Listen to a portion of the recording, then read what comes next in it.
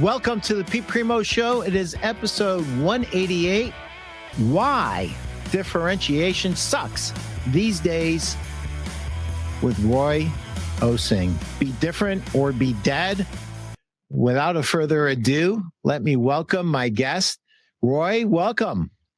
I don't think I've ever read an author who put it in the words that you put it. But basically, when you are lashing out against perfectionism and paralysis, all this, analysis, and never doing anything, and how to overcome that in your organization, and from the people that you hire to how you interact to how you coach people along and what the expectations are all along the way. You're so contrarian to everybody. And there was this one thing, like if you're 20% of there, go for it. Like you don't have to be 80% of the way there. Just start executing something. You learn as you go. And I love that. Learning, it's failing, learning again, failing in a better way, failing again, but learning every step of the way. I loved how you put that in your book. Well, the genesis is basically we plan too much. We spend 80% of our time trying to improve the perfection of the plan, right? And we run out of time to figure out how we're going to implement this puppy. Well, the first thing is perfection doesn't exist. It doesn't exist. And that's not because we're not smart. It's because the world won't let us be perfect. It keeps changing on us all the time. Shame on it. Shame on the environment. But guess what? Get over it, because that's the way it is.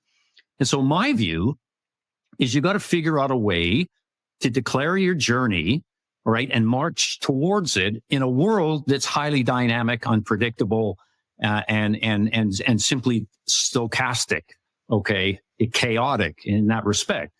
And so being perfect fast is actually, in my view, a strategic advantage. It goes to the people who are nimble, who move and shake, right, as the environment changes, who are willing to try and fail, learning as you go. I call it planning on the run.